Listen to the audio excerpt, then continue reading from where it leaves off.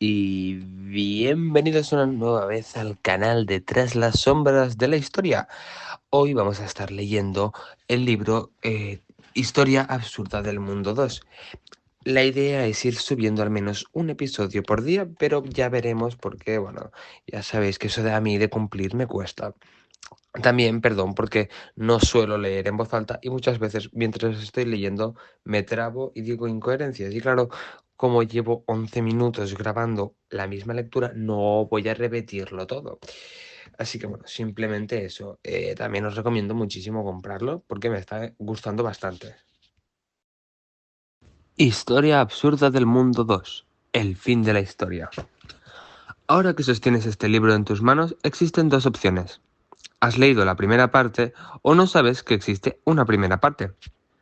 Si este es tu caso, tienes la impagable oportunidad de adquirir ambos libros y hacerte un gran favor a cambio de unos pocos dineros, porque lo impagable es la oportunidad, no el libro. Además, así podrás comenzar la historia de la humanidad desde el principio y no pillarla a mitad de camino, o más bien cuando está a la vuelta de la esquina de terminar su periplo.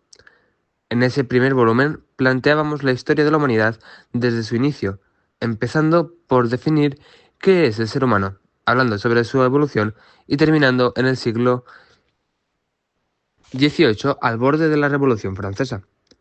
Por el camino recorrimos la filosofía de China, la aparición de las religiones universales, la creación de los primeros sistemas de escritura, aprendimos a montar un imperio y a dominar el fuego, hablamos de la alquimia, del colapso de imperios y hasta de piratas. Todo ello con nuestro tono irónico y cómico, pero tratando un orden cronológico, pegan saltos para desarrollar temas transversales y pretenden explicar cómo hemos construido nuestro presente desde distintos puntos de vista y tratando de abarcar la mayor cantidad de territorios para elaborar una auténtica historia del mundo. ¿Qué es lo que queremos hacer? Si la cosa no sale bien, el título es Historia absurda del mundo, así que estamos cubiertos. Si sale bien, estaba todo pensadísimo. Ahora bien, ten en cuenta que aquel primer volumen abordábamos más del 90% de la historia de la humanidad. En este segundo, la horquilla de tiempo es mucho menor y sin embargo los temas se diversifican y se hacen más complejos para tratar de explicar esa construcción del presente teniendo en cuenta la mayor cantidad de ámbitos posible. Ciencia, política, música, economía, pintura, medicina, guerra, tecnología y hasta drogas. Por si este libro es algo, quizás sea la sobremesa de la comida de la humanidad. Ese momento en el que estás poco empachado, pero alguien te insiste en que te acabes la mitad de su postre y ya comienzan a llegar los chupitos porque otro alguien es un ansias y no ve el momento de enchufarse un orujo. Estás disfrutando de la conversación y sin embargo miras a tu alrededor y te preguntas si no estarías mejor en tu sofá. Pero siempre has sido una de esas personas resolutivas, así que al final te tragas el postre y el chupito, que han aparecido mágicamente ante ti. Coges fuerzas, te levantas y con dos golpecitos en la mesa para llamar a la atención, te sorprendes preguntando en voz alta. Bueno, ¿nos tomamos la última en otro sitio?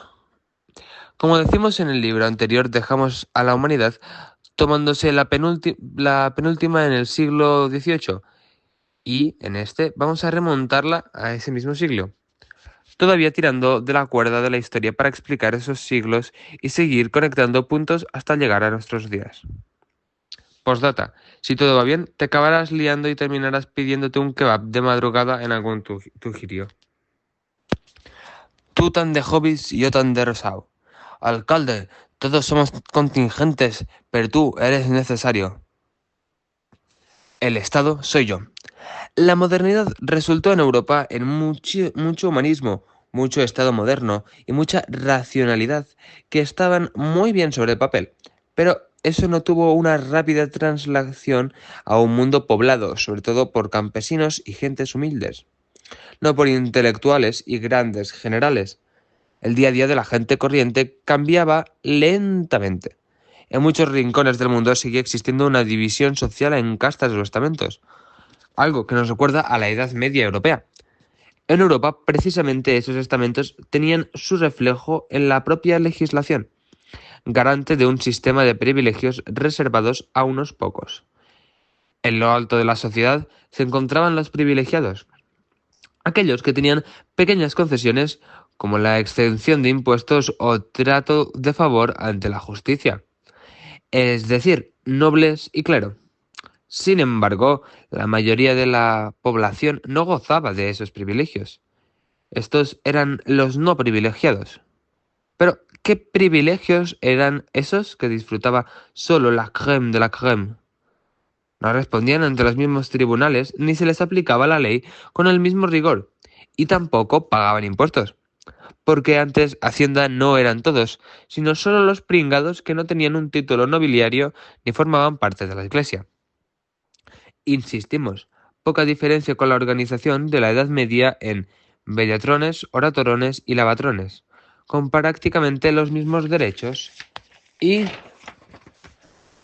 deberes. Sin embargo, con el paso de los siglos se estaban empezando a generar algunas contradicciones. Por un lado, los bellatrones, que podemos traducir como aquellos que luchaban, ya solo luchaban contra la gota y contra la gota y una mala digestión, ya que solo los ejércitos profesionales controlados directamente por el monarca los habían desplazado en el oficio de la guerra. Por otro, era habitual encontrarse con burgueses muy ricos que habían prosperado, pero seguían perteneciendo a un tercer estado o pueblo llamado sin privilegios, constreñidos por un sistema estamental que, mientras tanto, dejaba existir a nobles con pomposos títulos y un chavo en la carretera. Por si fuera poco, a menudo los burgueses se habían convertido en prestamistas, que solían sostener a los nobles arruinados y endeudados hasta las cejas, entre otras porque los burgueses intentaban ascender socialmente a través de matrimonios burguesía-nobleza. Yo pongo la pasta y tú pones el apellido.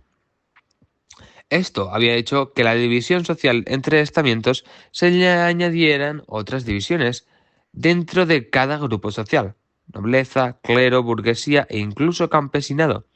No era extraño encontrar fuertes contrastes con gente muy acomodada o rica y otros muy empobrecidos en cada uno de ellos. Como decimos, aunque las normas se resistían, la sociedad cambiaba lentamente. Se resquebrajaba poco a poco el orden del antiguo régimen, lo que también dejaba ver en las altas esferas. En algunos sitios los burgueses fueron asumiendo cada vez más competencias en instituciones y administraciones que antes habían estado reservadas a los nobles, e incluso muchos lograron ennoblecerse. En este contexto, se fue configurando una nueva forma de gobierno en algunos países de la Europa occidental: el absolutismo.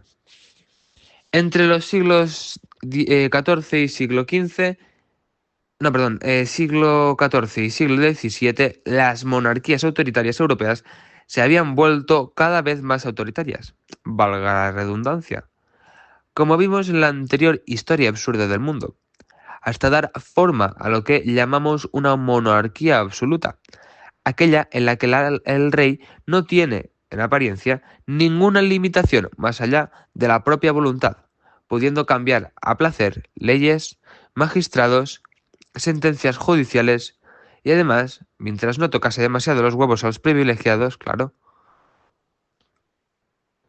El paradigma de este sistema fue la Francia de los Borbones, pero empecemos por la dinastía anterior.